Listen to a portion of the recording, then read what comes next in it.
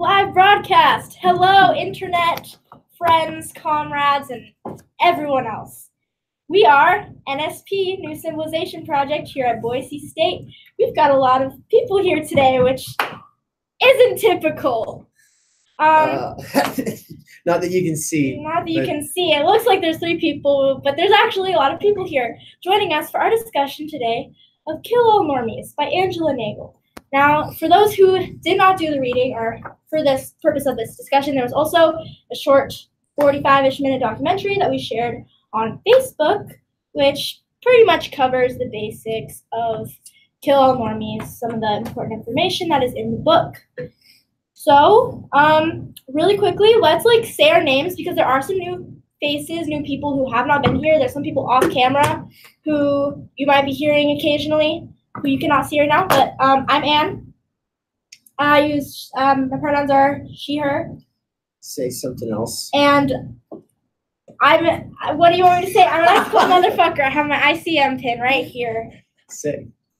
All right, I'm Rachel Taylor. My pronouns are she, her, and I'm really excited to try some of the pie that you made.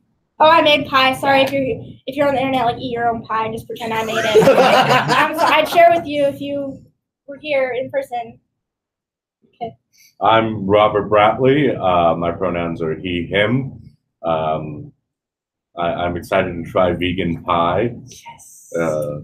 I don't know what else to say to that. I'm scared.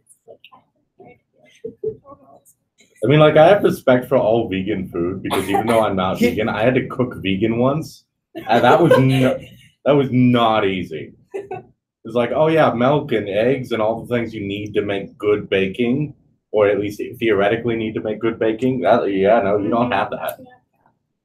What's up, internet? I go by Lisa or Dave, and prefer they, them pronouns. We, us. So yeah, what was the questions? Did I get them all? I think I hit them all. Yeah. I'll eat some pie. The nice thing about not being vegan is you still get to eat vegan food. Yeah. So it's kind of asymmetrical, but for those of you who can't see Dave, they've got some hella nice purple lipstick on. It's really sharp, and the pie's probably gonna ruin it. But I thought you should know that. Yep. I'm Quinn. I use they, them. I don't know what else to say to that. I enjoyed the reading. Yes. I'm Ari, he, him, and this is my first NSP meeting. Okay. I'm just so used to seeing you around. I didn't realize this was your first one. Wow. Yeah, I'm on this responsibility. Oh, welcome. Cool. I guess you all can call me Star. I love this. I love the reading. I've never heard of Nagle before last week, and I plowed through the book and the documentary, and I have a lot of things. I have a lot of thoughts. Would you like me to give a quick profile on Nagle? Yeah. Thank you. Yeah, because I just actually found out some interesting information about her while I was researching today, and I'm looking at her Wikipedia page right now for the best research. Oh, I was gonna really fast. Let's have Mikey do a little say hi thing too. Oh yeah. Sorry, and then we'll have you just lead off, going around again, so that everyone can say a thing about either their thoughts on the book, or we'll talk about how much our identities are or are not made up online, and how much we have or have not encountered culture war online. So, but you can kind of set the stage for that after Mikey. Nope. I mean, there's not much. I like philosophy. There we go. There you go. Great. And that's Mikey. We love that. Thank you. Joining us from Barbecue Central. Yep. Yeah. Hey, Ann Coulter said your state was dead to her, and so I consider that. That's thank you. I that cheers me up. All right. Yeah. Take it. So Kill All Normies is a book by Nagle, who is an Irish writer. So don't hold that against her. So she graduated with a PhD. I can't find out what that PhD is in. Again, Irish, so it might just be, well, you've gone to school for a long time. I guess we got to give you something. There will be a lot of Irish bashing in future discussions. I brought it up with NSP, but we are anti-Irish as far as I know. All right, none of that's true. As a redhead, I'm really, as part Irish, very offended. Oh, we're getting into identity Anybody who's got red hair, already. anybody who's got red hair is like in the Irish struggle, whether they like it or not. Don't be a race traitor. It's your part Neanderthal. All Neanderthals. That's where hair comes from. Oh my God. Yes. Wow. Wow. Well, I'm not going to say anything more. All right, well, we don't have to Okay. say anything more. Was that literally your phone? But no, there was a little. Is there more any to that. important information? What her PhD, the thesis for her PhD was titled "An Investigation into Contemporary Online Anti-Feminist Movements."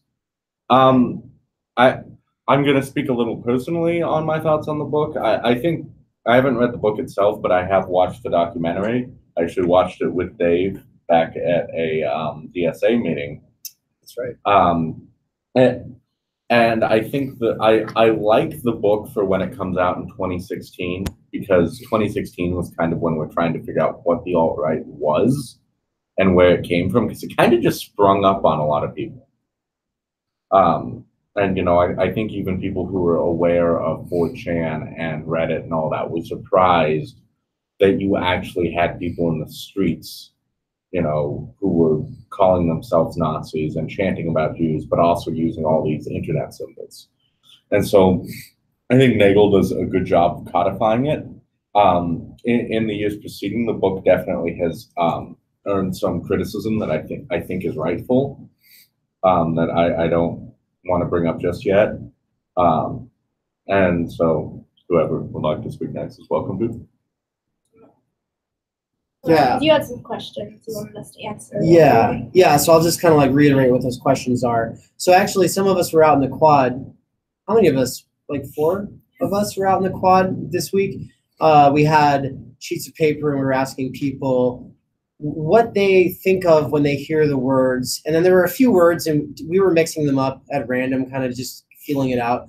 But we were asking people what they thought of when they hear the word social justice, capitalism, gender, culture war. And then we had kind of sub questions that we might dig in with people. Like with capitalism, I often would go into kind of a, oh yeah, well, people tend to have positive or negative, feelings about that, but, usually not like a systematic or rigorous sort of critique. Have you ever encountered that? And usually like, no. And then like, oh, well, that's what we do.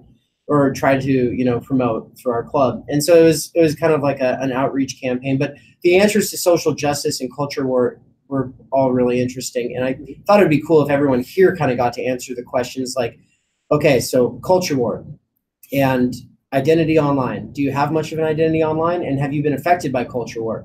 Me, I would say I do have some identity online. It's not as big as much as some people, but it's so much more than other people because some people they virtually have none.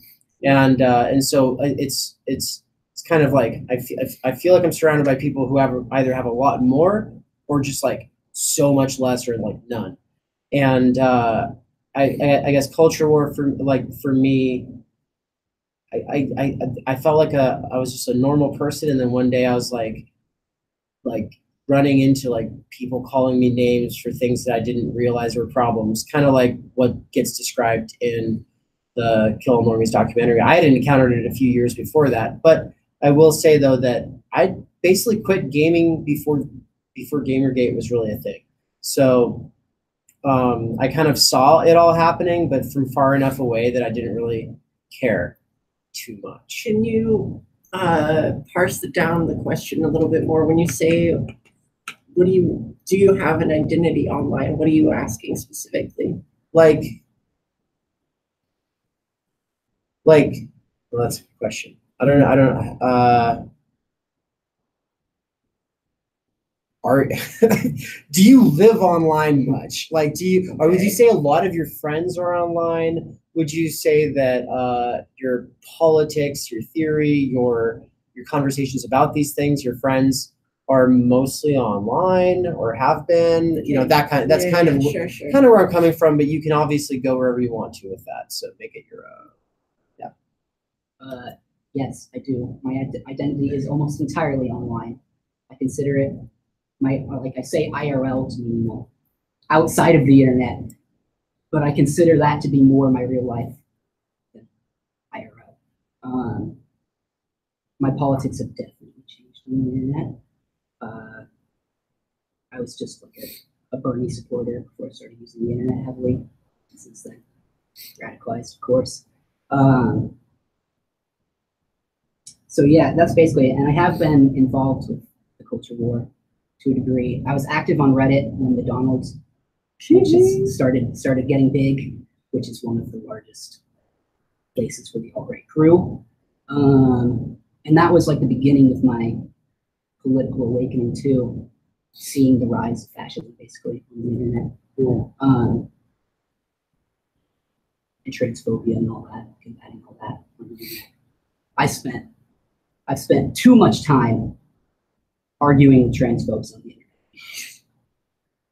Way too much time. So yeah, that's basically me on that. Most of the information in this wasn't new to me because I've been watching the alt-right for the past 3 years. So, but it was still very interesting. I think for me, I don't really think I have an online identity. I pretty much just have basic social media sites, but post very little or very much. It's just very bland. Like won't offend anyone. But I feel like I do kind of learn a lot, like get to my ideas from YouTube, like that. And I was just thinking, back before I knew what the alt-right was, seeing whenever I saw like little posts that would be affiliated with alt-right now, like that were just kind of way out there offensive. I always thought that, they're just trolling, they're just joking, like this, not, they're not actually being serious. But I feel like over the years, I've kind of like learned to like, wow, there's a very large group that is, in support of these ideals, which is that's surprising. Yeah. Would you actually mind? I'm sorry. Could you say something? Yeah, I don't think the mic's picking you up, is what I'm noticing. Mikey, did you hear the last two people who talked?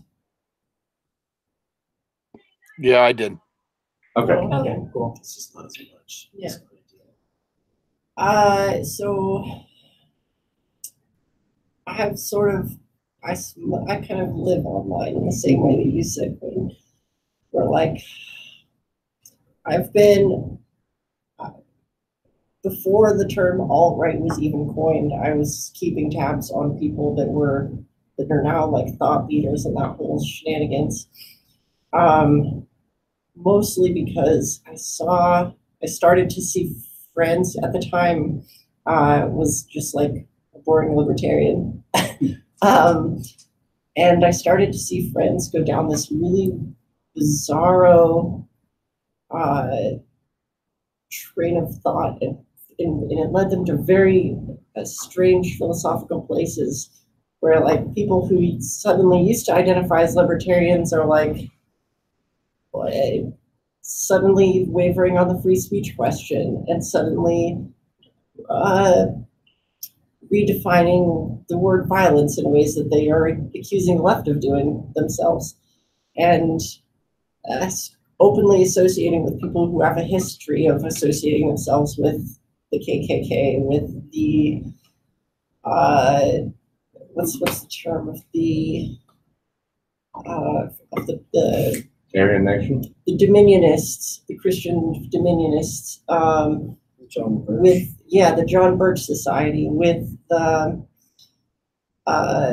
there's a few other groups there, like just have a history of like being pro-slavery, and it was very bizarre to me, and so I wanted to understand it, and so that's where my interest in this whole started. Then through a series of somehow ended up on the left side of things, and I don't even remember the whole process, to be honest. But then I got to see the whole like bloodlust almost, these leftists that are reacting as alt-right is becoming a sort of almost philosophically coherent and like openly advocating for fascism now. There's this super strange reactionary movement on the left that sort of came up that I wish Angela Nagle talked about more. It was like almost puritanical, and I use that word in the historical sense. Where like the Puritans had a very specific worldview, where like of original sin, right? You're born into this, and this reactionary leftist anti-white identitarians had the same view, right? You're born into whiteness, and it's a sin that you can never cast off. And the intra-community dynamics are exactly the same kind of thing that I saw growing up in a conservative Christian cult, of like, oh, if you don't agree with me on such and such, then you aren't really Christian. Became, oh, if you don't agree with me on such and such, you aren't really an anti-fascist, or in fact, you're a fascist enabler, or because you have friends that are conservatives or have worked for pro-life organizations, now you're like Satan herself, I don't know. And going from quietly like watching this bizarro movement sort of come and then take shape after Gamergate, and then seeing on the other side this weird sort of reaction to it has defined my social life in a lot of ways, because I live online, because of my history. I have still have friends with people who are all over the political spectrum, and a lot of people don't like that and have said a lot of nasty things about me or my friends, or just have, I don't know, drawn a lot of strange lines in the sand over big nothings. And yeah, it's been strange. It's been strange to see. Sand lines over big nothings. Yes. That's a big thing that I encounter as an admin for like a left book group. You know, it's just like there are these people who are just like, aha, I found a big nothing. Here's a fucking line in the sand. This person that might be performing whiteness, whatever that happens to mean today. To them. To them, yeah. And now you're probably a closet Nazi. So she touches on it like briefly, right? Like with the Vampire Castle stuff with Mark. But we'll have to get into some of that stuff for sure. Yeah. Is she pro Vampire Castle or anti? Love the essay, I mean. For it. Well, she seems sympathetic, right? She seems sympathetic because she said some stuff recently that kind of like, she said something about like how political correctness had gone too far. Sure. And it's the weirdest thing is I have no idea where Nagle is now politically, and I know like a lot of people have kind of been turning against her. So I'm sorry to interrupt with that. I'm just kind of trying. She talked to Richard Spencer. She's obviously. Well, the one thing is she talked to Sargon. That was the most recent big thing. Oh no. Oh yeah, I think it was the one with Sargon that went badly. Because the one with Richard Spencer was actually really good.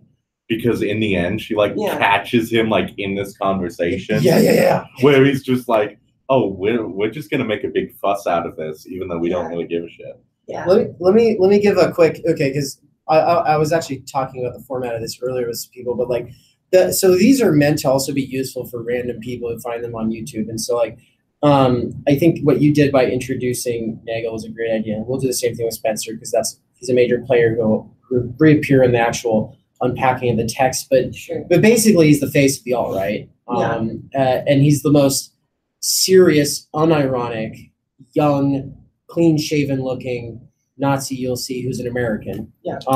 And that, you know, he doesn't call himself a Nazi, he calls himself the alt-right, a white nationalist, right? Yeah. And he's, you know, the director of the National Policy Institute, which sounds innocuous until you realize that what they mean by national is literally blood and soil nationalism, meaning that you don't get to decide what your nation is. You're born into your race. That's your fucking nation. And as always, they collapse nation and race in a sort of simplistic way. But Yeah, and it's at the very end of that short, weirdly put together, seemingly rushed to production, probably low budget documentary. And she interviews Spencer and basically gets him to say, you know, like to make his. She's like, well, if you were to make your ideas for a white ethno state, you know, actually happen, it would require so many people moving. Right. You would have people of color resisting you, but you would also have, you know, white people resisting you. Right. And then you know, and he's like, and then he basically like dodges that, talks about some other stuff, but then she like brings it right back. She's like, yeah, but you know, what if it requires like hurting a lot of people or whatever? And he's like, he basically says that then people in the will, greater interest of white they will be people or forced to something. be free. Yeah, and they he will has be like an forced evil, to be free. he has like an evil Yeah. smile when he says it He's too. like, I'll do whatever it takes. I'll do Well, whatever I need to. That's actually the interesting thing too. I think about that interview is I had listened. I'm a Chapo fan, and there are some circles where they'll have that line in the sand where like if you like Chapo, they'll kick you out. I just listened to her on Chapo today, actually. Yeah, her on Chapo is really, because I actually heard the Chapo interview before I watched the documentary. And what's interesting is that was also before she could have interviewed Richard Spencer. It was before, yeah. And she kind of details, here's how here's how I would interview Richard Spencer. Yeah. But the funny thing is, actually, her interview method doesn't really work either. Because she like confronts him on it and he gives like that evil smirk, but he doesn't outright say it still. He doesn't really say anything that you could use against him. It's only those of us on the, you know, it's kind of, this interview is still kind of this thing where if you're against Spencer, you're definitely not going to like it. But if you're pro Spencer, but like not a white nationalist, you're not going to like get turned off by it. Which I don't think you can be pro Spencer anymore and not be a white nationalist. But if there's like this mythical individual who could. I think he actually is pretty creepy in that interview. Like creepy enough to really get through to like the majority of people, even people who are kind of on the fence about him. Like that he's just, I don't know, like just far right in like the softest way that you could mean that. So did you watch that I did, yeah. And yeah, I think the line like force people to be free is not like there's really no way to skew that nicely. I don't think. Fair enough. But I really do think that the most important part of that interview really comes at the end. Yeah. Because I know there were even like white nationalists who like started forsaking Spencer after the documentary came out. Yeah. Because they're like, well, Spencer's just doing this for publicity. Like he doesn't actually believe blood and soil. I mean, come on, what a poser. Also, by the way, I just thought I'd mention Richard Spencer's 40 years old, which is, I think it's really weird because he presents himself as this this youthful college professor. And I think that's partly because we do kind of have this crisis of age in politics, where there's absolutely no young people on the right, and there's barely any young people on the left in any sort of meaningful position. Yeah. Cool. Well, and this like sets Anna up perfect to kind of open. We never answered your. Yeah, I was about to ask if we wanted to. Stopped right here. So I guess to answer that, I feel like I used to have more of an online presence, and my identity was built like more a couple years ago, and like kind of throughout high school. I think now it's disappeared more because I'm like living my life and not spending much time. But that's where I was like Twitter was where I was getting a lot of my information, finding out a lot about current events. Facebook as well, I was getting a lot of that, and so I've definitely experienced and I've known very well people who are on the alt-right and who use 4chan and the B thread and Reddit and all that, and it's so shocking, and especially like reading this and reading some of the descriptions and some of these things that people say, and you do see it online, like it's real stuff, and people really genuinely mean it, and you've kind of figured that out more, and you realize that, especially after reading this, and it's despicable. So I've tried to stay away from that. I've never really followed it, or I've never really known that much about it, or how like bad it really was until being introduced to this book.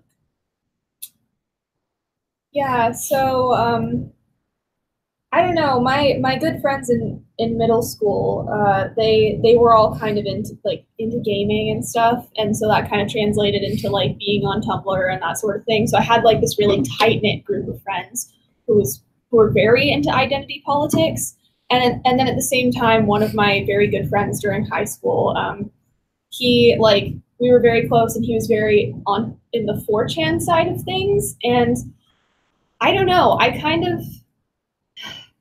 I was in a very like weird place politically in high school. I really didn't know what to do, because I saw my friends who were I didn't really understand. I didn't understand like gender politics and like anything going on with that, and at the same time, I thought that 4chan and the rest of it was just kind of a joke. So I didn't know. I felt like the normal part of politics was like the safe part that kind of made sense, and nothing else going on, like the online stuff, none of it made sense to me basically. So I've gotten more into, I don't know, I did make a Tumblr, and now I'm like following I think some more intellectual pages rather than call out stuff, but I see that a lot, and it's, I don't know, that's not what I'm interested in. I think that we need to be like working together rather than tearing our own movement apart. Like that's, yeah. Cool. So, why kill all normies? Why read this book? What is it even about? Is it about killing all normies? Honestly, no, it's not. I was very disappointed in the title. I agree. I think this tagline, which is online culture wars from 4chan and Tumblr to Trump and the alt-right, do a much better job of kind of giving you an insight on what this is about rather than kill all normies. Same thing with the documentary. I think the documentary says the word normie like 3 times. So yeah, while there may be some problems in the actual overall argument of the book and what Nagle is really trying to say, same thing with the documentary, they both, I feel like, just kind of end very abruptly, and you're kind of left wanting more and knowing what to do now that all of this horrifying information has been thrown at you. But despite that, I think it's a really informational book, and it's really important to know and to understand all of these concepts, to understand the alt-right, to understand transgression, where it's coming from. So that's why this is such an important text for NSP, because understanding all of this stuff and like the alt-right, I mean, that's fundamentally what NSP is against. We are against the alt-right. We're against all of this shit this shit that's like going on. We cuss here. That's right. You're right. High school motherfuckers. We don't give a shit. Yeah. We don't give a shit. Reactionaries. Yeah. Yeah. So that's what I want to focus on at first, is transgression and this idea of transgression, because that whole concept was new to me before I read this book. So like I literally, the first time I saw the word transgression, I'm like, what does this mean? I looked it up. According to Google, right there, transgression is an act that goes against a law, rule, or code of conduct. It's generally offensive, as we see. And so throughout the book, Nagle kind of highlights all of these major acts of transgression and these trends of transgression that we've seen not only today and like during the 2016 elections, but before and like in the 60s. So I think it's she goes a lot into like transgression on the left versus on the right, and especially focusing on it on the alt-right and like the online, and yeah, the online culture wars. And so you're looking at all these websites like 4chan, Reddit, Twitter, all these places where you're seeing these alt-right people saying horrible things against it's mostly white cis men against women. And one of the trends that I noticed is a lot of it revolves around sex, or for these people who are doing the acts, committing the acts, the lack of sex. You see it a lot with like the incel community, with these men who are claiming, oh, girls don't like me, I'm not getting fucked, I'm like, then they start all these terrible things. Same thing with Gamergate. That was really this big deal of all these gamers, like very much against women. I don't remember the name of the one girl that I think Nagle Anita Sarkeesian was their main target. Well, Yeah, that's the weird thing about Gamergate is Sarkeesian definitely didn't start it. Yeah. No, definitely But, started, but that- she got like she seemed to be the one that was like the Zoe biggest Quinn was target. the original target, and they shifted to Anita because Anita was critical of games, very mildly. Well, yeah, no, like I've watched Anita's videos. She's extremely mildly critical. I remember because I was on the so I joined the internet right after Gamergate, like and so like it's kind of like wandering like onto a battlefield the day after it's happened when you thought you were just going on a sunny vacation. These memes are corpses. What's other things like you just randomly stepped on landmines in those days and kind of had to deal with that. That's kind of what I meant by like saying the wrong thing and then just like what I did not. Yeah. There's a whole thing I did not know Yeah. happened here. Yeah, and so like I joined it from kind of like this gamer like white cis man, the way a white cis man would, and I remember I got very closely related with I think what would become incelism, which I'm very happy I got out of that because before it did. But actually I remember one of my biggest things was the amazing atheist and that atheist community as well, Yeah. which I'm deeply ashamed of. Although Yes. I think the hilarious thing is that actually the Drunken Peasant podcast, which is atheist's podcast, is the one responsible for taking down Milo, because that's the one where Milo defended pedophilia on. So it was like one of those accidental goods to come out of all this. So they had him on because like free speech, but then they, oops. Well, yeah, that's He the said thing is that they things. like claim to be nominally socialists, and that's like when I first started identifying as a socialist. But they were basically against all socialist measures and everything. It was merely a way for them to claim like, well, I'm not racist because I want black people to be equal. They just could not identify any actual material way that would be accomplished. So we're gonna do it. We're gonna unpack a couple of the main threads here before we take it back to it. So okay, just really quick structure wise, because we didn't say that right before Anne jumped into the piece. I was gonna say that Anne has like something prepared loosely. It's like 5-10 minutes of like the book, because we figured, especially with Thanksgiving break coming up and people had a lot of homework, who's gonna actually do the reading. So we're gonna try to like unpack like the stuff in the reading, mainly that you would need to know. If you only saw the documentary or didn't, then there's still like a lot of like stuff she teases out that's like worth touching on, right? Before we take it to, I guess we'll all end up tying our experiences in again and then turning to critique, since it's been published and then more recently. I was actually about to start commenting on transgression, but if we want to act first. Yeah. I mean, most of my points are about transgression and like where that leads, the implications of that. But I guess I can just keep going kind of through my notes. Does that work? Yeah, and then we can all discuss it more. But yeah. So going back to the whole idea that you see it mostly against women, directed at women from these men, from these incels, from these gamers, from all of this, and it again, like I mentioned, a lot of it revolves around sex, which is really interesting, which is really weird. Like, where does that originate? And why is that such a big deal in this culture? And then one thing that I'm actually like just yesterday got really interested in, because I'm new to all this philosophy stuff. So I kind of looked into Nietzsche's idea of the will to power, because at one point Nagle discusses how that's like one of the main philosophies of this idea of transgression. The will to power being that basically like human nature is that we want to have power, want to feel powerful, we want to dominate. And so this will to power can be played out in kind of two ways, as I was like reading about briefly about Nietzsche's ideas. And that could be in a positive light, being like you're helping people, you're leading people, so powerful in that sense, or this very violent, very aggressive, harassing type of power and domination that we see on the alt-right. So I think that's really interesting to look at too, and the interpretation of this philosophy.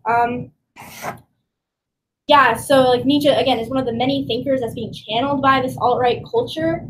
But Nietzsche actually, I think when I was reading, believes that it's almost less powerful to take kind of like, I don't know, the painless way and just be the evil person, like harass people. That's almost less powerful. So seeing the way that the right interprets this and takes it to such an extreme is really interesting. It's this whole idea of trying to destroy moralism and free the id, where like the id and superego make up the ego. So yeah, it's just like a very interesting take, very horrifying take, and you just wonder through the whole time you're reading this, how are these people thinking like this? Why are they thinking like this? But it's this whole idea to go against the trends, to go against moralism. So in the 60s, you also see like the same ideas of wanting to go against the morals of the time. So like this transgression is happening both on the left and on the right. So you see it like with the sexual liberation, those type of movements, counterculture, and then you see it also with like all this misogyny. So the way, like, I don't know, I just thought it was really interesting, the two kind of different ways that transgression goes and the way it's played out.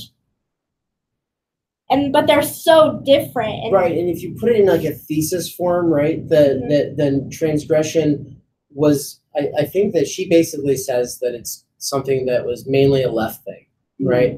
Yeah. And that it has since become, because the left gained moral hegemony, the right, transgression basically plays into the hands of the right, because, well, yeah, when morals are basically left, which, I mean, ignores so much of this country, right? But still, like, if your experience in education or whatever was like, oh, I already had to learn not to use a handful of words because I'm trying to be more inclusive, then obviously, like, that's considered something kind of leftish. And then the transgressive thing is to say the R word or whatever, right? And so like that's kind of where, oh, it's so easy to be edgy now.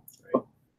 Well, I think it definitely comes out of the fact that the right really did lose the mid-2000s. They lost that culture war. You know, Hollywood had been liberal for years, but there was a general, you know, with the election of Obama, you know, we thought we'd entered this post-racial era, which, fuck no, that was wrong. But there was this kind of feeling among libs especially that they'd won. You know, they'd go back and forth with Republicans, but the country was on the right path. And I kind of point this, like, when all this started, at least, you know, this was, you know, the Fukuyama days of, you know, saying, well, we're at the end of history. There's nothing more we can do. Right. And so you have the left desperately trying to transgress because they need this to not be the end of history. And the right's also now kind of picked up that desperate transgression because they also now need this to not be the end of history because they're not happy now. And so, you know, there's a broad unhappiness that I think sparked all of this. And you know, I think you could even point to, because even things like Gamergate, the right lost, really. I mean, they expended a lot of energy. They made, like, a lot of people said some pretty sexist things and kind of got outed as, you know, pretty misogynistic, which, you know, once again, we didn't really think people were misogynistic really before 2012. And so they basically lost because nothing in the gaming industry changed. You know, you could maybe argue that, well, what Zoe Quinn did was somewhat unethical because you know, there was some broad unethicality and issue that could be pointed to, but what it sparked was way overboard. It's kind of that example that Mikey will sometimes use, that Zizek uses, where it's like, which Lacan uses. Okay, there's a whole chain of usages, but basically the idea that, like, you know, you've got the man speaking to the analyst. He's so upset his wife's been cheating on him, and he's basically acting pathological. And it's like, yeah, you know, no, you're right. She cheated. You're right. That sucks. But that doesn't excuse the fact that the way you're acting is symptomatic of something else. Yeah. Yeah. And that's the thing, is that, like, it's not, I don't think it's unfair. I hate it when people are like, well, the right are complaining about nothing. which isn't untrue, which I think is an untruth, because there is a lot to complain about in modern society. But they're definitely expressing these woes upon these minor things. So, you know, suddenly Zoe Quinn, I believe it was, she slept with a journalist or something, and it might have been to get a favorable review on a game. That was the criticism, I believe. That was the main. Yeah, And then later, her boyfriend came out against her and said she cheated on him or something like that. So it brought about, like, her personal life got brought into it too. yeah, I mean, that's almost the Lacanian example. Yeah. Yep. Yeah. And so Holy shit. Prophecy. you have like this broad, unhappiness, and you know, I think what you could really point to the unhappiness there is unhappiness with how the gaming industry was set up, which was this broadly top-down, you know, power structure that basically was, well, here's these review boards and here's these games, and the people aren't going to have any say in this system. It's really frustrating to me to watch the criticism of the games industry come from these socially conservative people, because they're criticizing capitalism. Yeah. The games industry, their problems with the games industry are problems with capitalism. Right. But then they're turning around and they're criticizing social justice and all that for ruining their games. But no, Right. the problems are with capitalism, and they can't seem to realize that. That's very frustrating. And you know, actually, since we brought up Zizek, I'm to mention Zizek because I think Zizek is actually kind of important for a more critical analysis of Kill All Normies, because Kill All Normies is still kind of structured for normies. Yeah. Critical theory normies, I should say. In that, you know, transgression, of course, transgression has to be against the super ego. It has to be the ego saying to the super ego, no, fuck you. And you know, of course, what transgression for the alt-right means is violating political correctness. Now, Zizek has that video which is titled "Political Correctness is a Form of Totalitarianism." Yeah. Which Totalitarianism? Yeah. which I hate how it's titled because it's such clickbait, but I actually kind of agree with Zizek's point in that Zizek's basically saying, like, the point of political correctness is that it's a signifier. You don't not say the N-word maybe because you don't like not be racist because you don't have the desire. You do it because you suppress the desire. You know, because, you know, in reality, racism and all that stuff is learned. And so political correctness is kind of trying to unlearn that by forcing this, you know, basically, if you do not follow our rules, we will outcast you from society. And so, you know, there's, of course, then that as that wins the culture war, well, that then becomes basically the name of the father in social discourse. That is the rule you have to operate by. So transgressing against it, either on the left or right, becomes a very big thing. You know, I make my Irish jokes because it's kind of because actually there was a thing that could be definably called Irish racism, but compared to any other form of racism, it's laughable. And so that's why I make the jokes, but it's a form of transgression that I don't want to say whether or not transgression is right or wrong, but I think we can recognize that transgression is an attempt to escape from this very paternalistic liberal order that, oh God, I'm taking on Zizek's mannerisms. They are themselves viral. Yeah. It's not just, yeah. And you know, I think the funniest thing is Reddit nowadays. If you're right on Reddit, you think Reddit is the most leftist thing in the world. If you're left on Reddit, you think Reddit's the most right thing in the world. Really? And so it's just like, there's just this broad unhappiness.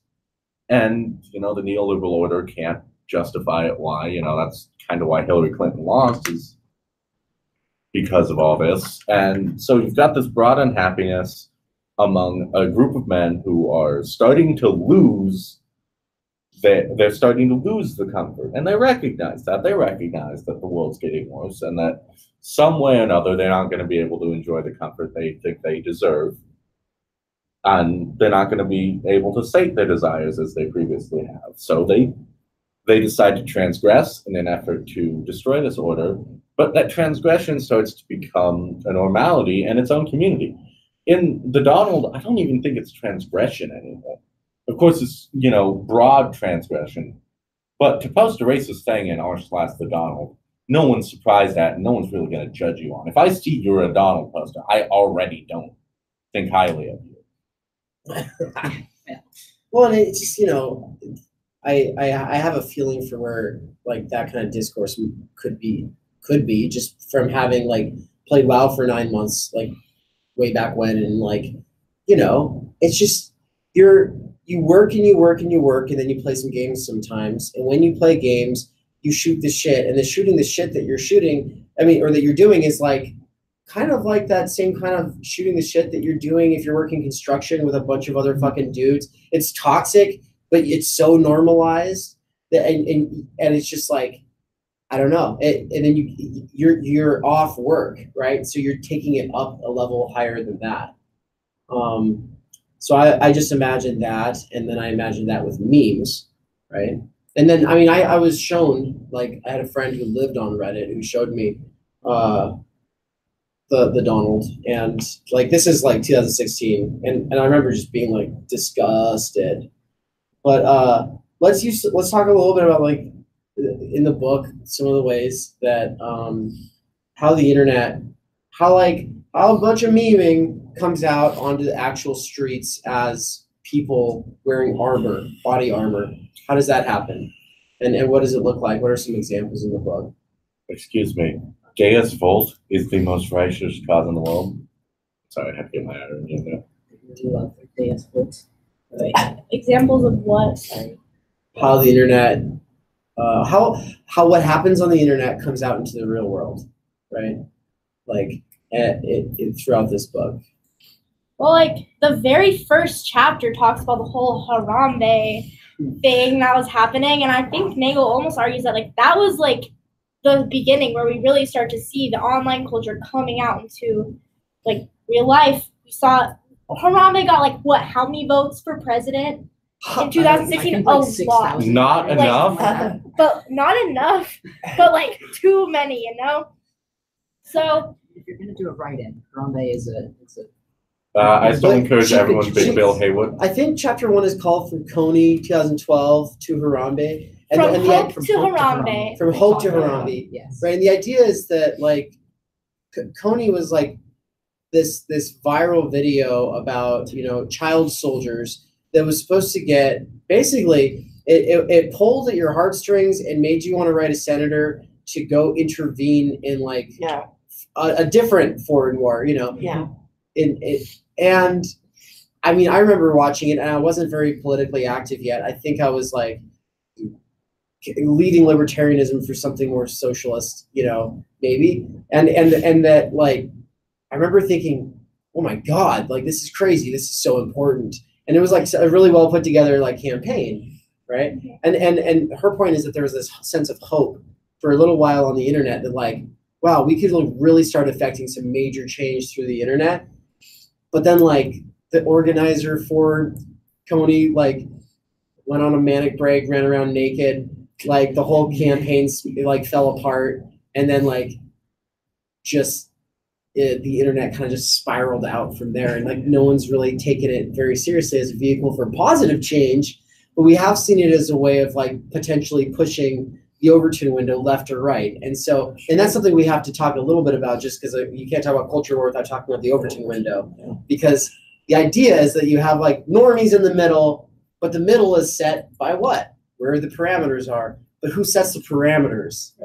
Right? The parameters make you seem sane. So if you're extremely far right, then the center could be pretty far right compared to some other historical time, but it seems normal now. Right. Yeah. At the Overton window, for anybody who's not familiar with the idea, is the idea of what is considered culturally acceptable at any given time, politically speaking. And so it could move to the right, or it could move to the left, or it could shrink on both sides, or it could expand on both sides. So that saying something particularly inflammatory from any political perspective may or may not at any given point be deemed socially acceptable. And then the Overton window can move very, very quickly, as we've seen this with the leftists recently, just like completely ixnaying and abandoning people or ideas that were popular a few years ago, like certain conceptions of what constitutes transgenderism or transsexuality became like, oh, you're now that's evil now because we're past that. And You can't even say transsexual. I know. That's why I do. No, yeah. I'm sorry, there's no way I'm going to stop saying that. I read Baudrillard. Yeah. But like, No, I had to shut someone down on that. They came into the stash and told everyone to stop saying it. And it was like, sorry, but why? Natalie says it herself. You can't fucking come in here and say not to say it. It's just if it's being used as an insult or if it's used in an insensitive way, then I don't like it. But if it's reclaimed, like if it's being used within the left, it's reclaimed, or it's just people who don't know that like it's sort of outdated. Who cares? It's not that big of a deal. Yeah. It's not as big of a deal as people make In it. the out to be. But your point 1980s, they were called transies. Now, if you called somebody a transy, they'd be like, Yeah. "Did you mean tranny? I'm sorry. Like, are you trying to make fun of people?" Like, no. I just read a really old book. Your problem. Yeah, it's your problem. It's Baudrillard, yeah. No, he was cutting edge. All right. So, Well, really quickly, like going back to the whole Harambe thing, another thing we see online is the people at first, they really care. They're like, oh my God, these parents caused the death of this gorilla. And then you just see it turn into this meme. And so that's another problem that I think we see online is kind of this superficial, oh, I care about this person's death. I care about this thing. And the next thing you know, it's the next meme. And I've experienced a lot of that superficial caring for like, as long as it's relevant, as long as it's cool to care, especially when all the big anti-gun violence movements were happening last year, last spring. Like I was super involved in that in my school, and so you see, right after what shooting was it? There were too many, but that was what was it? Never Again. Yeah, and so you see all these walkouts being organized in this like really rampant online following. And so my school I organized a walkout and we had hundreds of students leave. We organized another one for like a month later. We had 12 people. Yeah. So people stop caring when it's not relevant. I've kind of noticed. I have to throw in an example from the book because Harambe's an interesting, but think about how far it went when you have, Brianna Schnarth was the name of the Twitter account that responded to this father who lost his son to a fucking alligator. Like, respond, I'm so tired of this fucking white privilege. What, these people don't look at signs? And then like all these people are retweeting it, and like Nagle's just using that as like an example of like how far these people go for the lulz, but then like all of a sudden there's this weird element of social justice used to bully a person who just lost their kid. Yeah. Well, I actually think that it's really interesting about people caring, and I'm really happy Baudrillard got brought up jokingly beforehand because I can now add him again. Baudrillard had this idea that he called disaster porn. Oh yeah. Which was that news companies and all that, they show us images of disasters and of death and all that because it makes us care, it makes us sympathetic. But in reality, what it does is, and this isn't what the news companies want, but it's what ends up happening, we just keep seeing those images replicated, and we know we can't do anything about them, so we just stop giving a shit. Right. But what's interesting is that it's exhaustion or whatever the term is. Yeah. Compassion. Yeah. Compassion fatigue. That's it. Yeah. Yeah, and so and so you have these industries that literally make all their money nowadays off of replicating human misery and sadness. That now, or at least then, made their money off of that because people only really watch the news to hear about bad things because there's enjoyment in hearing about a bad thing because it transgresses in some ways. and it makes us feel, which we like. But with the internet, what's really weird, and this is why I wish Baudrillard lived longer and lived long enough to like see the internet in its prime, is because now you can suddenly communicate with those stories. You can organize rallies and all this stuff. You can actually do stuff with mass media nowadays. You couldn't do that in the 80s. Mass media was completely separate from your abilities. Right. Baudrillard and critical theorists from the Frankfurt School were always talking about how one-directional TV was, how you couldn't respond. Right. It's like, okay, well, we can now. But it's kind of become this new kind of passion fatigue. Hey, Mikey. No, I was just going to throw in on this point that book that I recommended to you, In the Swarm by Byung-Chul Han. He's doing this new kind of media studies where he's kind of responding to that era where you had unilaterality in electronic media, and now we have digital media and we are able to respond. It isn't unilateral. And he's going through and talking about all of the various problems that digital media creates, despite the fact that it isn't unilateral. And so I just thought I'd throw that in there. If anybody's interested, definitely check out that book because it's the best one I've read on, the current status of digital media. Plus, it's really short, clear, and very easy to read.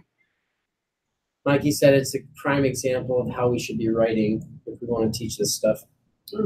And you shared a really good quote from it on your Facebook that I read today. Yeah. Yeah, I'm real impressed with the book. Into the Swarm? And I think, is the subtitle So You've Been Publicly Shamed or something like that? Is that No, it's just it's called In the Swarm. And I think I don't know if it's the name of a series or if it's the subtitle, but it also says Digital Prospects. I think it's the name of this series that the book is in. But I mean, just for an example, right? He would say, look, electronic media was able to create masses and create crowds or we's where you have a whole bunch of people who unite under a certain emotion or a certain common belief. And he talks about how online shitstorms or swarmings now, they seem to have this construction of a we, but there is no we there. It's just isolated egos lashing out immediately in an emotive response. And there is no collective idea or collective mood behind it. It's just, like bees swarming you with, individuals swarming you.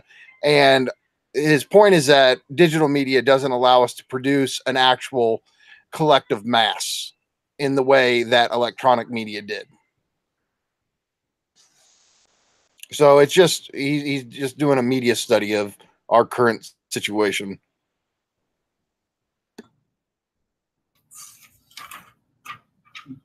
Do we want to start turning towards to kind of reflect on it all, like the critique stuff, or is there still some stuff anyone would like to kind of bring up to unpack from either the documentary or the book? And if you watch the documentary only, do you have any questions about the book? There was like one more thing that I wanted to go over, which was the idea of trolling. There was a quote on page 30 in the book. Who would do that? Where okay, so like I don't know. It's not like we do that. It's just the real ways life. of trolling though, and the intentions behind it are different from what we're doing. Maybe versus I don't know. I hope, but yeah. I guess there was an interview with someone who is, I guess, an alt-right troller or whatever, and Was it this. Weave? Huh? Was it Weave? I don't know. W-E-E-V. He was one of the big 4chan hackers. Yeah. Him. Yeah. He says. I should have brought my hacker gloves. So disappointing. So, yeah, he says. They're explaining to me their version of what trolls do. It's not bullying. It's satirical performance art. And being someone coming from like a performance art background, someone who wants to pursue performance art in making changes and like spreading messages, this made me really frustrated. Like, no, not at all. That's not what trolling is. You can't call it satirical performance art. It's just doing it for the shits and giggles. It's doing it to be an asshole. Yeah, that, I don't know. I think, Yeah, what a fancy way of saying bullying. yeah. There's actually this really interesting byline, and I think the thing was that, you know, nowadays I think we can all kind of agree, troll, like if you're a troll, you're just a bad person, and I don't think there are many trolls left, or what we would call trolls. No, there are people who try and get you mad, who definitely use the troll tactics. But the way libs and discourse kind of conceptualized as the troll until about 2016 was they don't actually believe what they're saying. They just want to make you mad. Whereas now we kind of understand it. No, they believe it because they've just said it long enough. They still want to make me mad, yes, but I also should be mad. Yeah. Yeah. I think the best example of this, I still always recommend pop culture for understanding things. The Emoji Movie. Oh God. Well, but it can. Is it an emoji movie? There is. I haven't seen the full thing. We need to watch it sometimes I've seen and the like condensed- critically That's our next dissect MSP it. meeting. Join us to watch the Emoji Movie. I and watched have a half-hour discussion. critique of the Emoji Movie. That's a tough sell. But I the mean, I would watch it. interesting Because I thing use emojis a lot. is that I do too. it I use conceptual. them. Sorry. Anyways. You know, there's like a bunch of issues with storytelling in the movie itself. But the weirdest thing that like it actually like its only actual like ideological stance that's obvious is on trolls. But it presents trolls like as innately born, like trolls are just a part of the internet in the movie. They're of course anonymous. They're like his underclass. And like they're treated as such. Like it gets a little like, you know, like do not talk to the underclass in the movie. But like it's just the weirdest liberal conceptualization of what trolling is before. You have this kind of end of trolling wherein no, people are just innately trolls and they're always going to be there. We should never dream of a society without them. We should only, you know, just ignore them. And what I think's kind of interesting about the internet is that I think Gamergate and all that is really what was sparked because you still had this interaction between communities that was kind of outside of trolling. You still had 4chan users who also used Tumblr. You still had Reddit users who also used Twitter and all that stuff. But, you know, pretty much after Gamergate, everything splits into their own communities and websites start getting pulled into the wars. And it really becomes a war, I think, because you finally have these people recognizing that, well, no, we're unhappy with the broad community, so we're going to create our own online. And so, you know, I think all of this reaction culture we have nowadays is about creating new communities around tragedies. You know, March for Our Lives was a community created around a tragedy. You know, QAnon is a community created around this kind of like, I don't want to say tragedy because it's all made up, but this idea of a tragedy, this perceived injustice. Yeah. And that once again, there is a real injustice there. It's Donald Trump not living up to his campaign promises, not really fixing anything because he was never fucking going to. But them not being able to comprehend it. And so they need to come up with a pathological way of explaining it.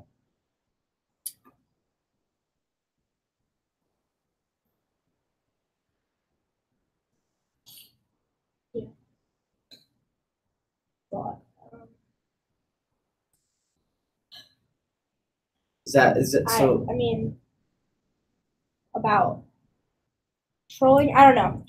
I like really was frustrated by this idea of like trolling and the whole idea that you're just basically using it as like a cop out to justify being a shitty person.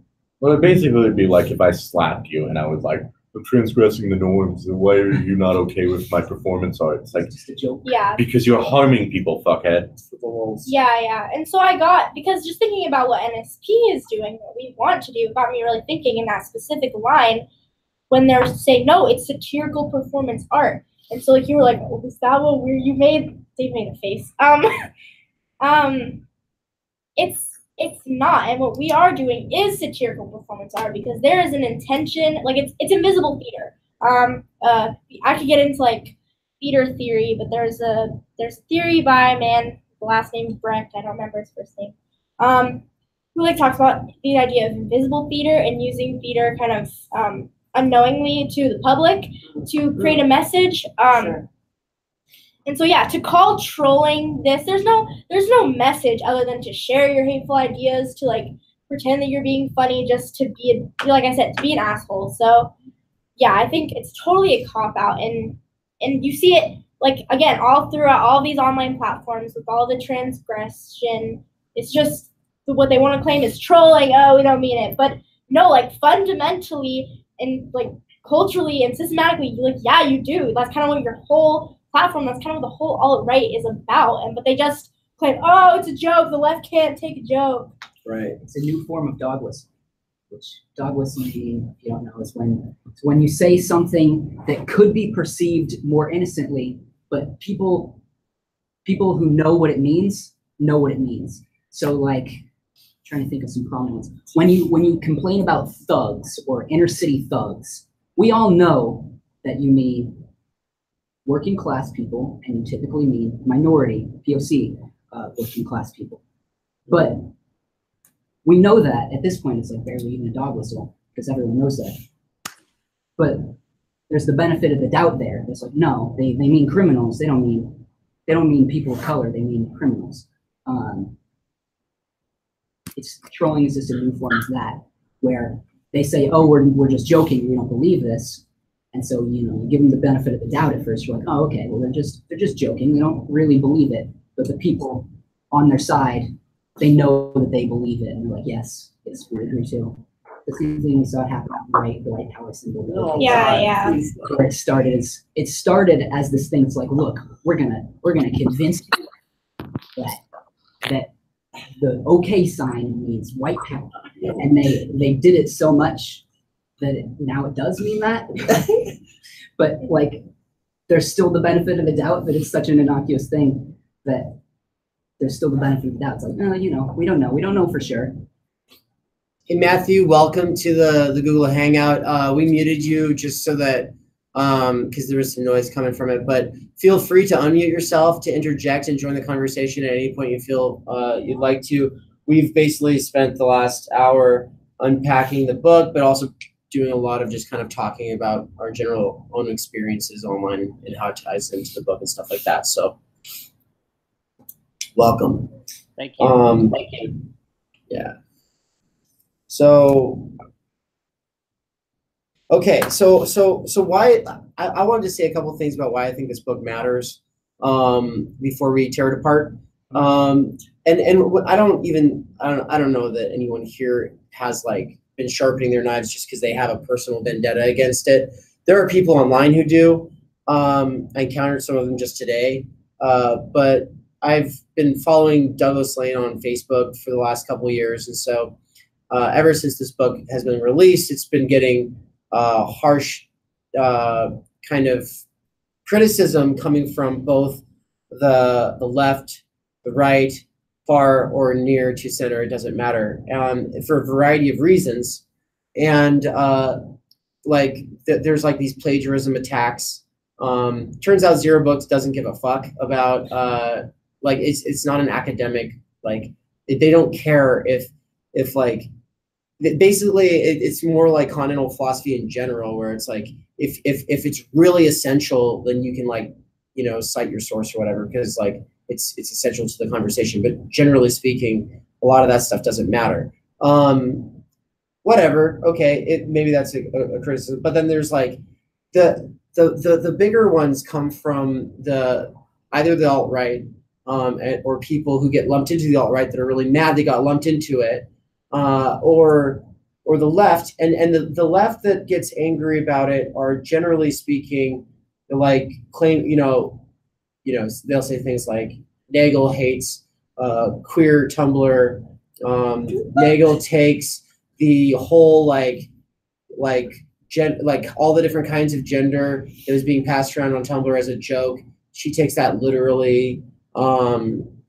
No, I want, and then there's, my biggest thing, and this is actually like my own little axe to grind against the whole thing, but mostly the freaking documentary, but it still applies to the book, is it does not seem to like really treat Antifa with any sort of nuance. Now, there are other criticisms to come from other directions as well, but the reason that I said that, I don't know, the reason it's on the all campus reads list, and whether we keep it there for future semesters or not is an open question.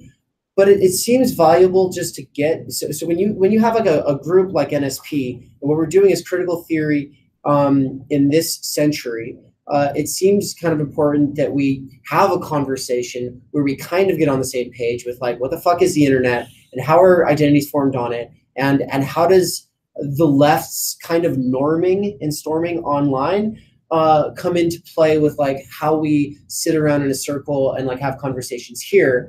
Because if you don't have that kind of a conversation, then I mean, this kind of thing where people have like these ideas about the things people will say if you say certain things, like is like, it's better just to kind of like set up a space to have a conversation about how we are trying to not be that reactionary left.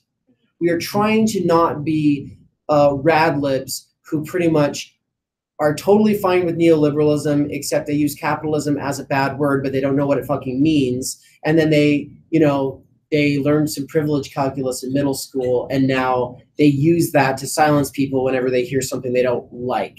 Like we're trying to do something more rigorous and systematic and less, I guess, purely based on whatever's in the moment online in some group that you're in, and more based in like, well, actual arguments, and arguments can be from feelings too. Like PC is not just about, PC is also learning how to talk as though other people's feelings matter, because they do, right?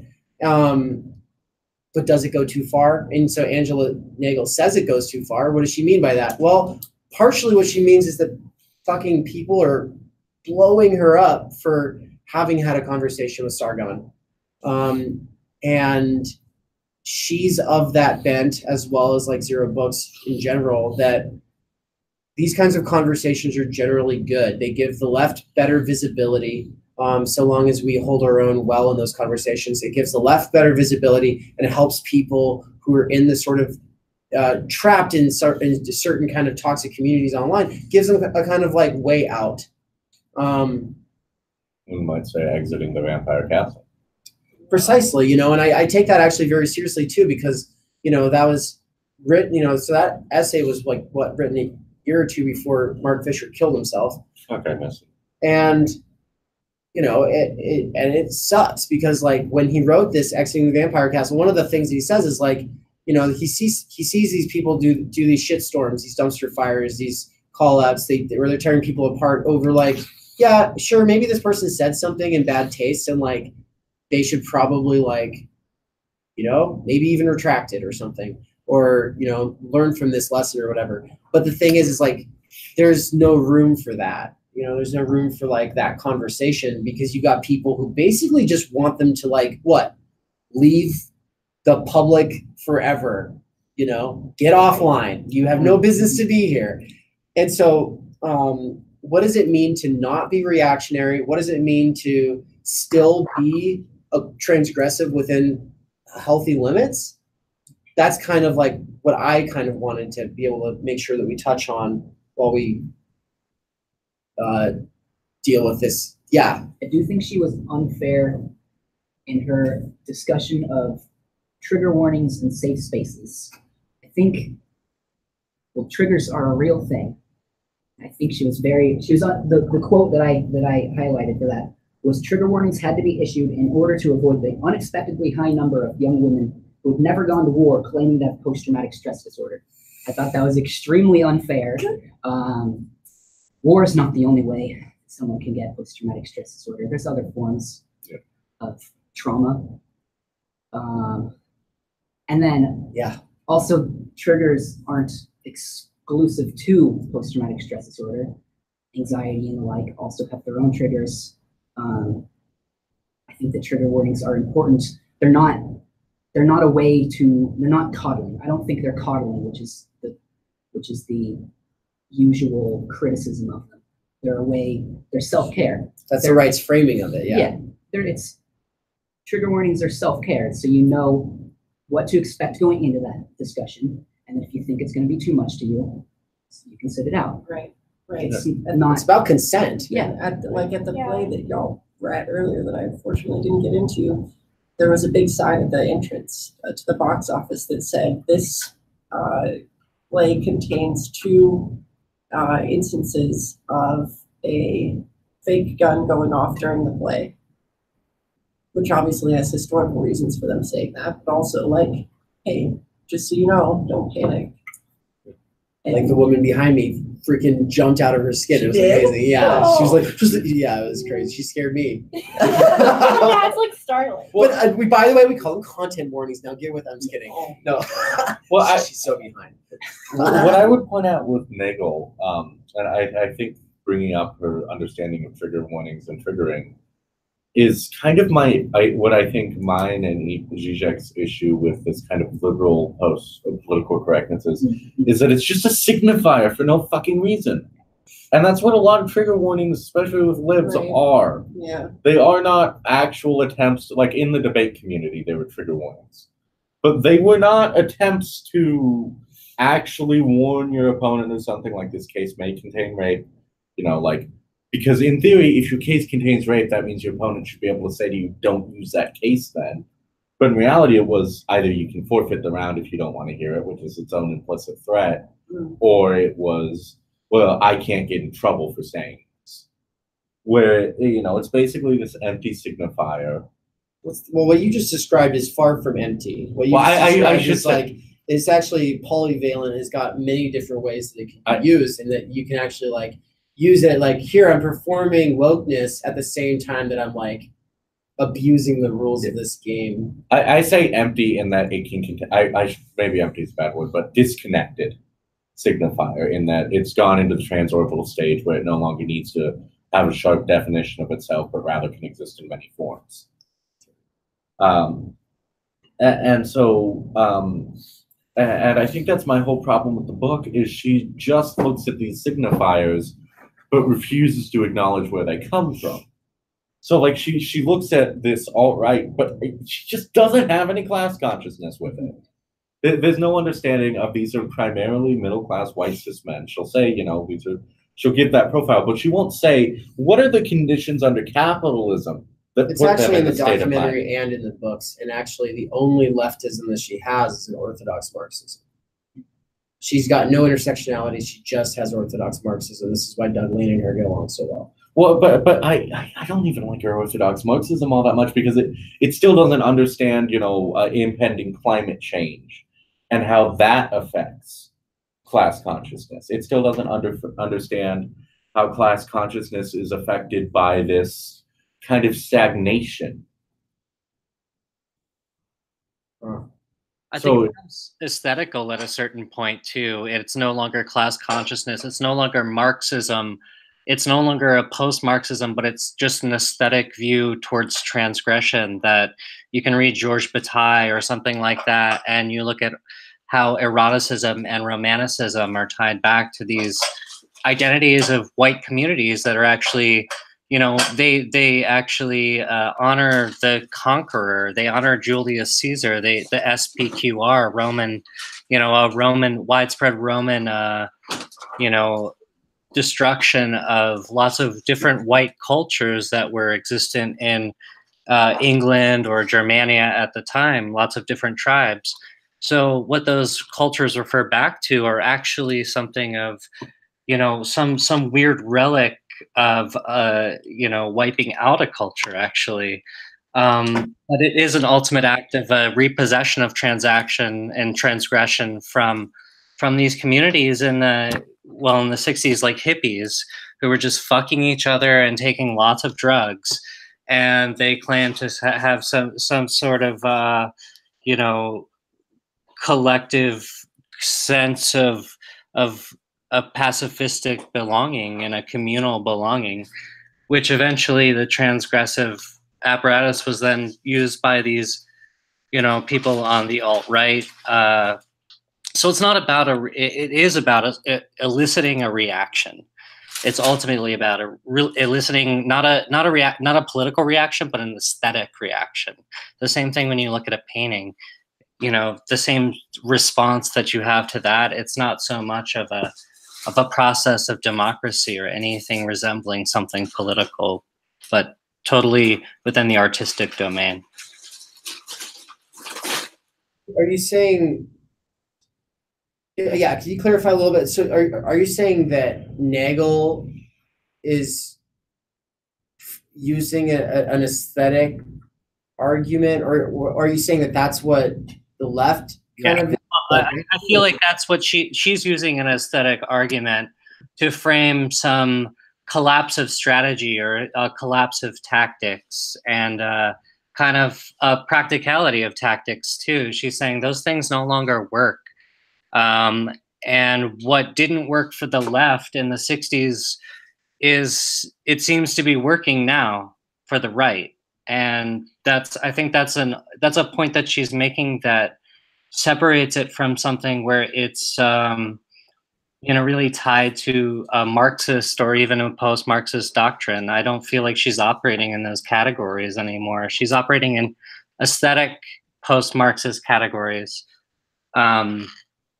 But with some semblance of a practicality of how online communities operate and how information spreads. Of course, I do disagree with lots of her conclusions, but and of course the book is just riddled with typos too. If you notice, there was no editing done to this book. I mean, it was just kind of rushed through, but.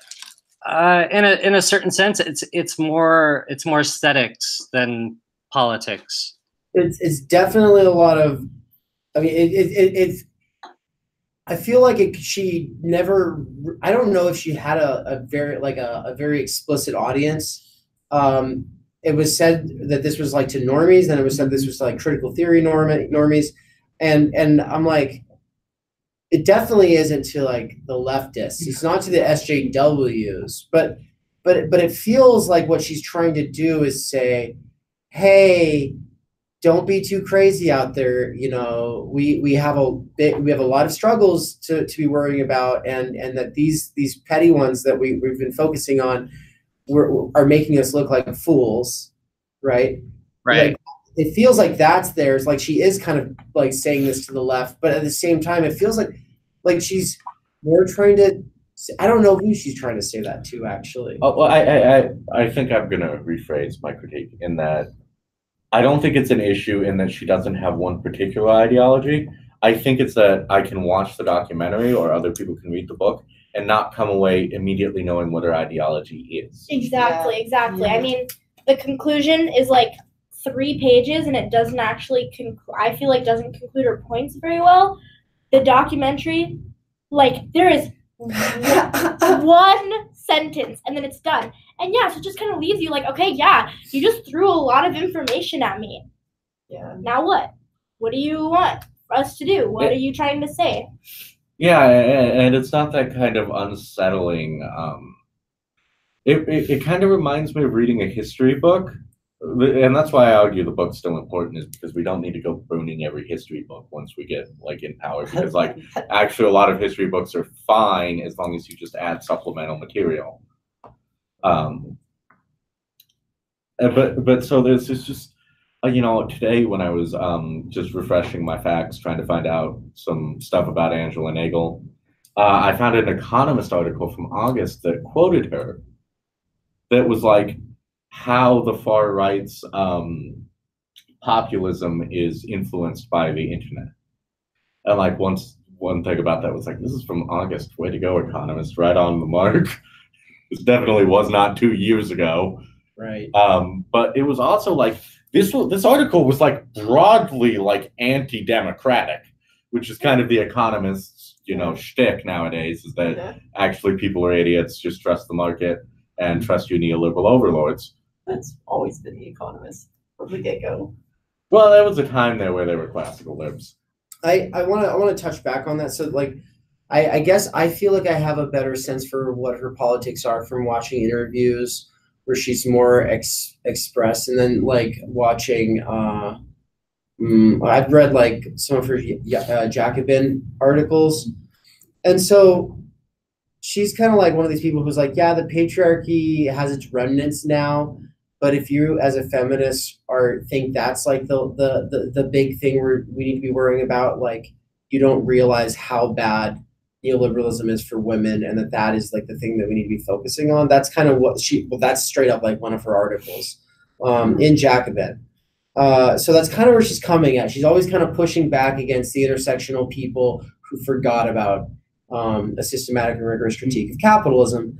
But then it feels like she's just kind of like good at being a tone policer, or like a rhetoric policer. It is different, but it's also like it is telling the people that she uses to be the voices of the left in the documentary.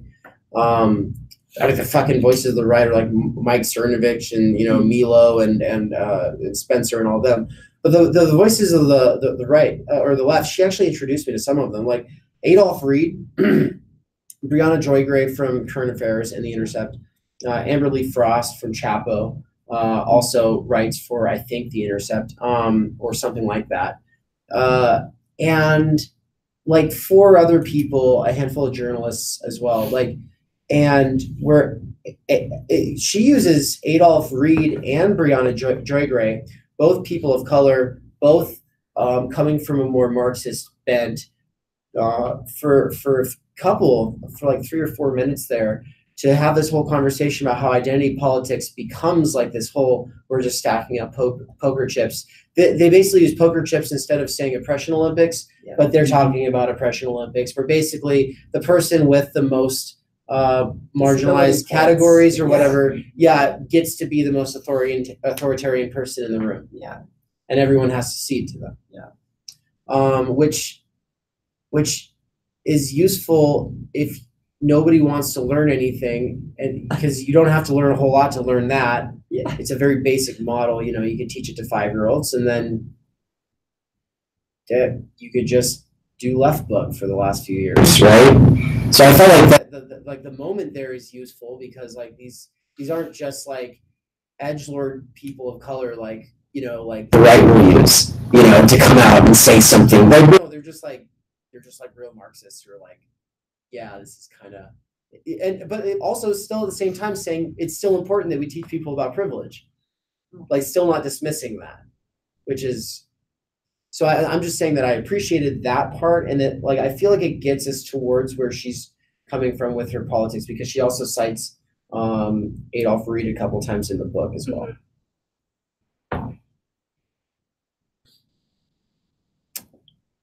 The most frustrating thing throughout the documentary to me is that Antifa is just always bad, and it's assumed that way, and that's not like, it's just so strange to me. Well, she literally lumps Antifa and the SJWs on campus who are like yelling at this one professor they keep playing over and over again as like the same fucking thing, and she acts like they don't have a literal handbook, like chock full of history and strategy, and like she acts like it's just a bunch of people that just took to the streets with ski masks, and she acts as though they gave visibility to the right at all these key points, when she literally talks about Charlottesville like it was only 20 people marching with tiki torches.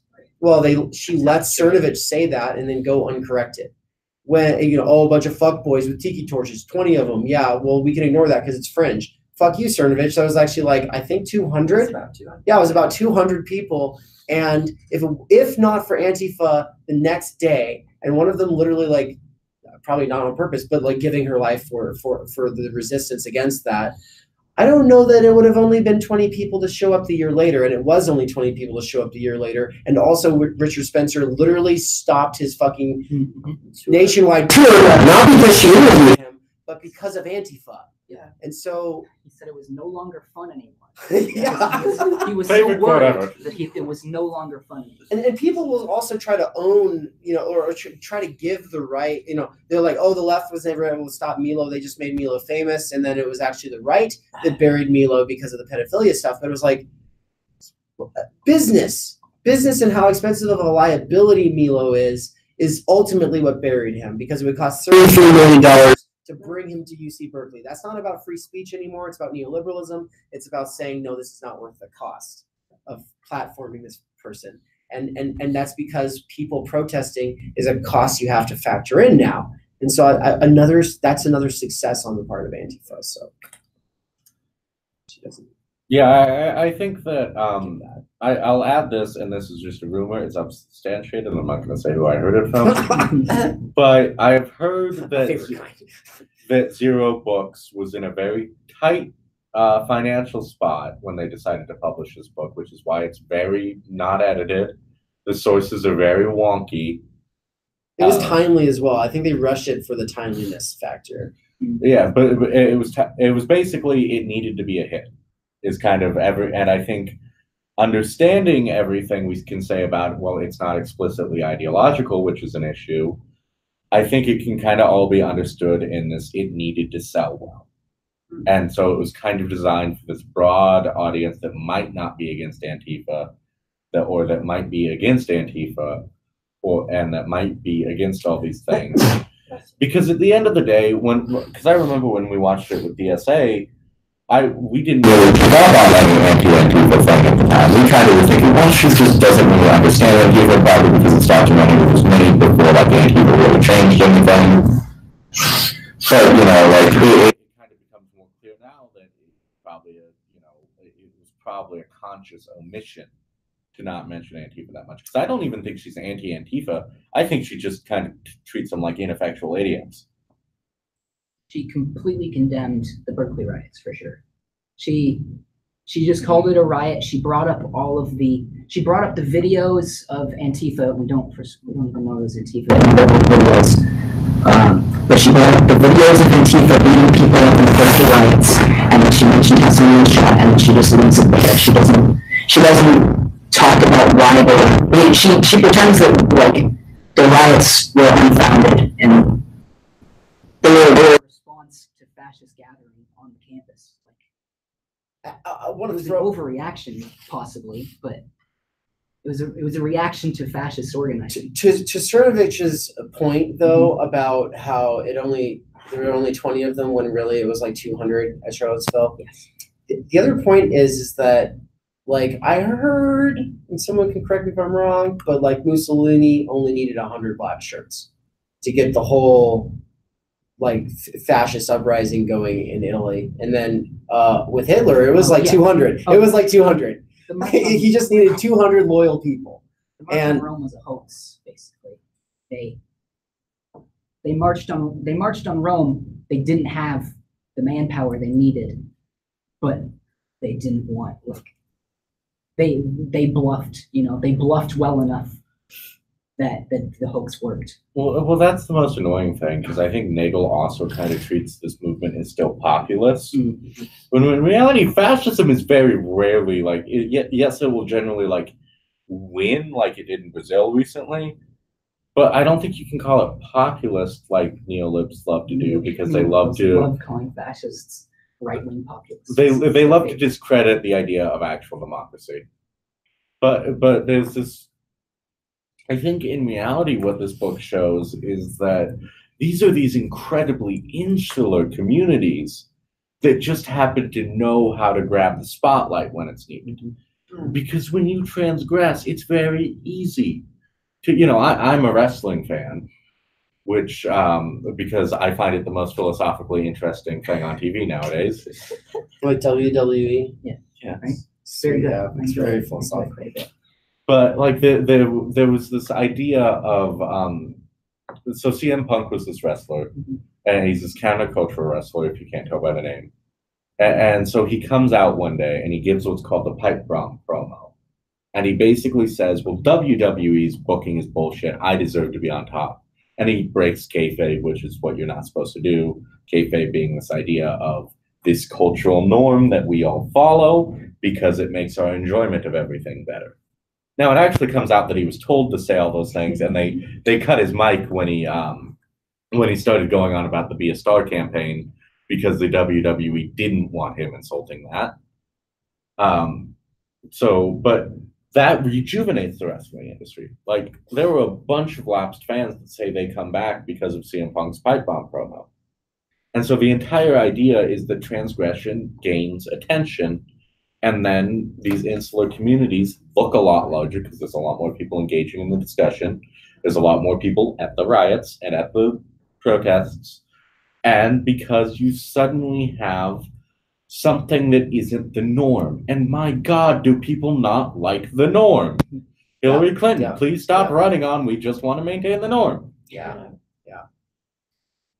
Well, and I shared a video in the discussion of the Facebook event, and I hope everyone gets a chance to see it. It's called Mainstreaming, and it's just a really useful video by Innuendo Studios, which is actually pretty great video content. But the two things that matter the most for a movement and getting any kind of actual change and shifting the Overton window so you can change what the norm is visibility and language. If you can control language in any way and normalize the language, and if you can get visibility for people, then they use the example of gay people in the 50s, like, oh, they're all isolated. Well, yeah, they're isolated because they think they're isolated and that there's not a lot of them, but like, oh, once you all show up in a room, you're like, holy fucking shit, there's a lot of us. Yeah. Right. And so the internet is very well equipped. The internet is a thing of many things.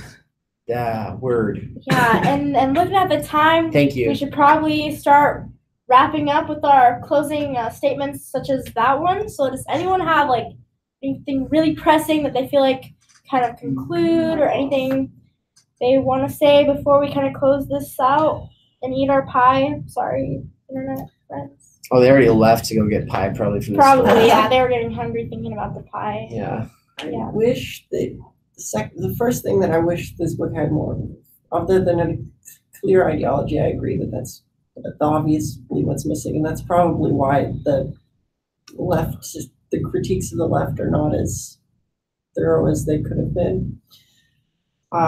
She also doesn't. She's just kind of describes this movement or the coming about of this countercultural right wing, and she just lumps all of these people together without making distinctions, I guess. Like, she goes in the movie, for instance, she goes from interviewing Richard Spencer to an interview with Mike Cernovich to an interview with Lucian, and I was like, wait a minute, you just went from a white supremacist to a friend of a friend to a friend to like, this is a person that's like basically a right-wing libertarian, like definitely not a fascist. This is a person who like throws parties that some fascists probably attend at, and this is a person that's actually fascist. And I think that that's important to like lay out how people are radicalized, on going from a like, I love Lucian, but at the same time, like, he, for those of you who are not familiar with him, he's the one that started Twinks for Trump, which is basically an excuse to take pictures of nude twinks wearing MAGA hats. And like basically just being a professional troll. Like, that's what he does. And he does it kind of in the same way that we do it, with a political motive, absolutely. But it's because it's meant to be inflammatory for the sake of getting attention. He's like, he just copied the Cerno model, essentially. But like, he has absolutely nothing to do with the Richard Spencer, like, yeah, we want to install a white dictatorship, essentially, like, but at the same time, culturally, because of the kind of language that the alt-right uses, they very much deliberately try to appear like they're the same thing, and they're sometimes successful, and I think that's how people get sucked into it, but they're very much different from the right, like, broadly speaking, the conservative anti, or what's the word, conservative countercultural, like Ben Shapiro, to blatantly fascist kind of stuff. But because the fascists have made a deliberate effort to appear similar in as many ways as they can to this countercultural right wing that's coming up, people get sucked into it because it just becomes their social group. I don't know. She doesn't really go into that at all either. She just sort of jumps around of this person, and everybody. It doesn't go into how they're maybe or may not be connected or ideologically or anything. I don't know.